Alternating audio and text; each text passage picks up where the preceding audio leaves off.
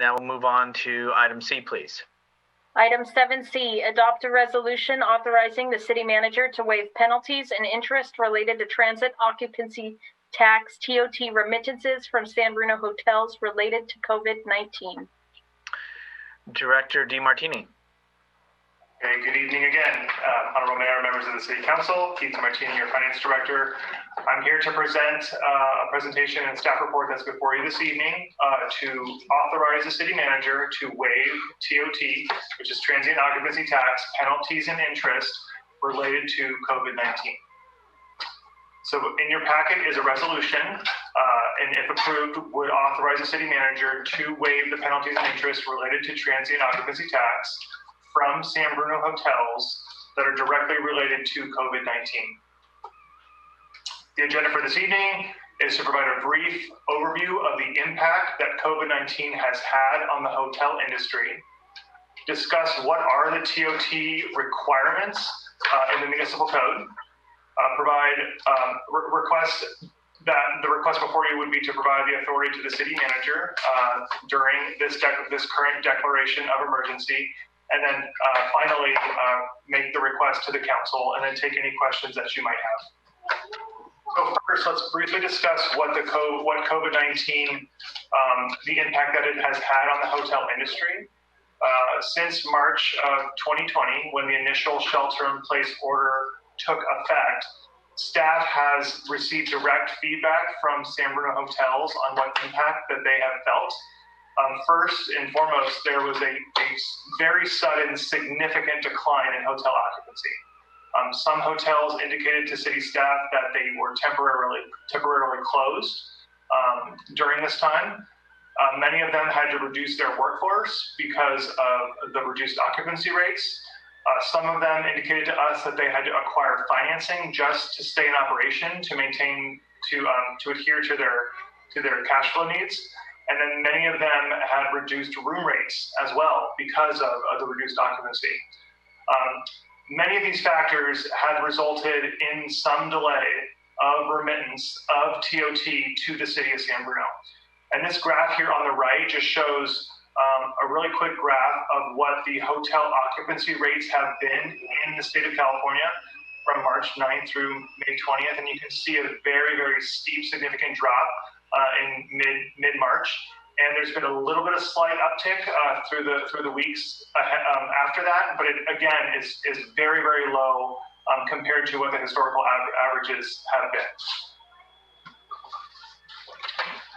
So this slide just summarizes what the TOT requirements are in the city's municipal code as it relates to the remittance of the TOT from the hotel. So just as a reminder, anybody that stays in a hotel not only pays the nightly room rate, but they also pay the current 12% TOT tax to the hotel operator. And then on a monthly basis, that hotel operator is to remit the TOT that was collected from all the folks that stay at the hotel to the city. When the hotel operator fails to remit the TOT as prescribed in the municipal code and the timeline, they are assessed a 10% penalty on that tax owed. And those penalties continue to accrue when the delinquencies continue. And an additional 1% of interest per month is also assessed on the continued delinquency. All this is outlined in the city's municipal code. Staff received some direct feedback from the hotel operators during the business roundtable that was held a couple weeks ago that we mentioned to you in the prior presentation about the TOT revenue measure. Staff heard from those hotel operators that the penalties and interest would impose an undue hardship on those hotels.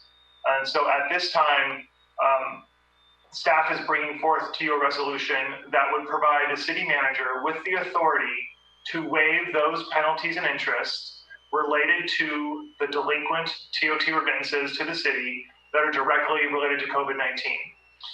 The effective date of when the city manager would be authorized to waive penalties and interest would be the date of the declaration of emergency, which would be March 16th of 2020. And it would provide the city manager with that authority until the termination of the emergency, which at this point we do not know what that date would be. In order for a hotel to receive a waiver of penalties and interest, it would require that the full TOT remittance be collected, or an approved payment plan would be executed for ensuring that the full amount would be paid over time. So with that, before you tonight is a resolution that, if approved, would authorize the city manager to waive penalties and interest related to transient occupancy tax remittances from San Bruno hotels related to COVID-19. And that concludes my presentation. Be happy to answer any questions you may have. Thank you very much. Thank you, Mr. DiMartini.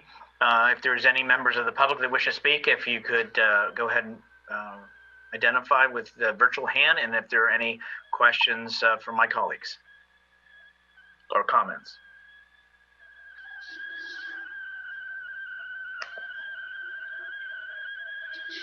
Okay, I'm seeing Councilmember Medina and then Councilmember Mason.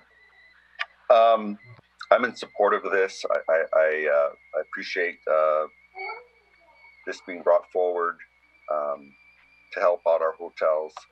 So I'm speaking in support of it. Thank you very much. Councilmember Mason. Yeah, I just wanted to make sure that it's not a waiving of the TOT tax itself. It's just the penalties and interest. Is that right? I see Director DiMartini nodding. Yes, Councilmember Mason, that is correct.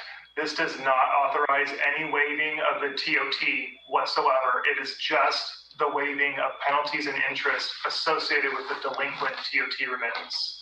Okay, great. And then, and how many? How many hotels are behind right now of the group that you just mentioned? I think you said there were about 12. Councilmember Mason, as of right now, there is one hotel that is behind on remitting their TOT to the city. Okay. Okay, great. Thank you. Vice Mayor Salazar.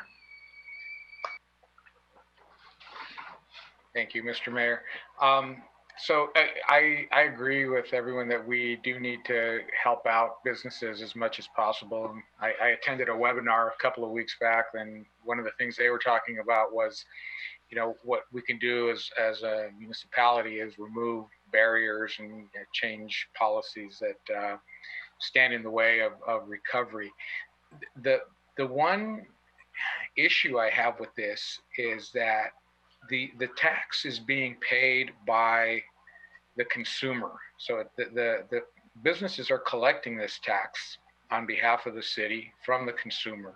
And so I'm not understanding why they would not be able to remit that once it's been collected. Are they basically just going to hang on to that then and use it as float to subsidize their other deficiencies? Councilmember Salazar, great question. For the one hotel that has already fallen behind, we will approach them and with a agreement on waiver of a portion or all of the penalties and interest, come to an arrangement where they either pay in full or make a payment plan. But your question is very important, because in no way should this be considered as a leniency that will allow hotel owners to hold on to the public's tax dollars until such time as they're ready to remit them and to use those for operating costs. And so it is providing the city manager with the ability to waive penalties and interest, but that is not required. And so going forward, any hotel that falls behind, they will immediately be contacted and offered a partial or whole waiver of penalties and interest if they establish a payment plan or immediately become current. But if they do not do that, I do not intend to continue to waive those penalties and interest, because like you said, these are taxes that they collect from their guests and that are due to the city, just like sales tax. And those funds are not to be used for operating costs. And so we will in no way allow hotel owners to hang on to the tax money and use that for their own operating costs. All right, thank you. And it brought to mind a long time ago when I first got on the council, we did something similar for one of our long-term parking businesses. And I don't think we made any of that money back. And I don't think that business is around anymore. And so I just want to make sure that we're approaching it carefully, that we fully understand the implications and that it's all been taken into consideration. So thank you for following up on that. Yeah, I think that was one of my, I'm sorry.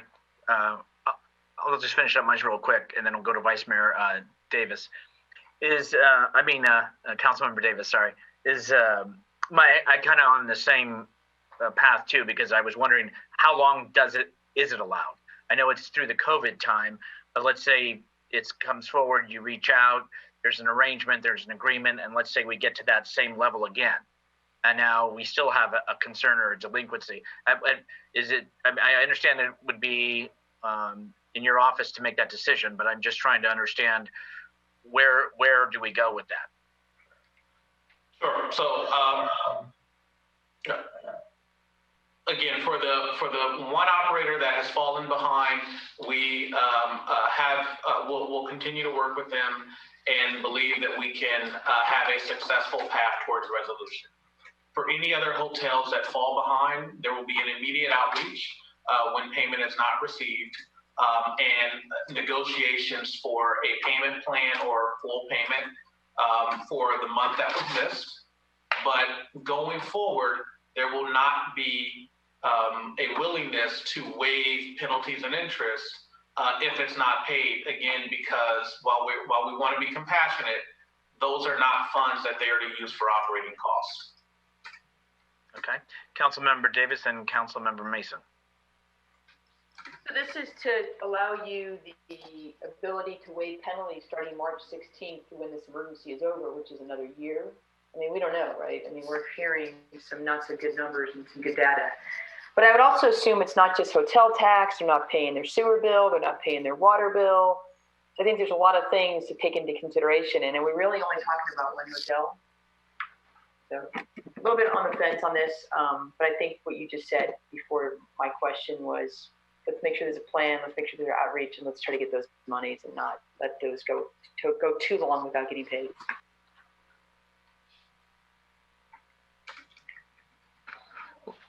Anyone else? Yeah. Councilmember Mason. Yeah, I guess two things. One is which declaration of emergency the cities, the counties, or the states. And then just my second is a comment that I just feel more comfortable saying through December 2020 and then revisiting this in December, just so that we have an idea of have more hotels fallen behind. Because I don't know. I mean, as of right now, we're hearing that airlines are starting to fill their seats again. They're no longer having the space in the middle. So it feels like at least some business travel may be starting up again. So I have the question about the declaration of emergency, but I would prefer to make this through December 2020. That gives a good about 5 months, and we'll kind of, and if the council supports it, then we'll see where we are in December. City Manager? So it's intended to be through the city's declaration of emergency. And with regard to limiting it to December, council can very well take that action, and then we can return for an extension, or you can do it through the declaration of the city's emergency.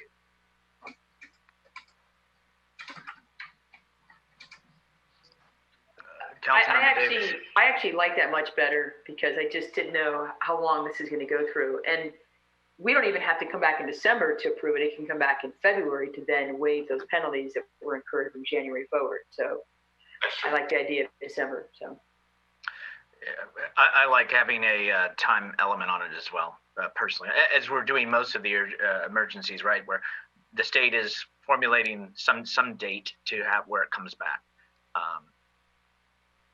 Anything else, colleagues? And I see nobody from the audience at this time. This is a resolution And then there was also in regards to putting it on potentially December 2020, right? Have it expire. Any action?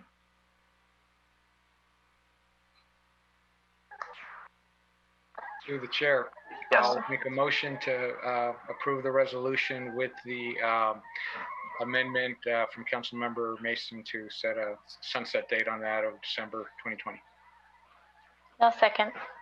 Motion made by Vice Mayor, seconded by Councilmember Mason. Roll call, please. Councilmember Davis, On the question, can we specify December 31st versus just right? Yes. Thank you. So, yeah, aye. Councilmember Mason, Aye. Councilmember Medina, Aye. Vice Mayor Salazar, Aye. and Mayor Medina.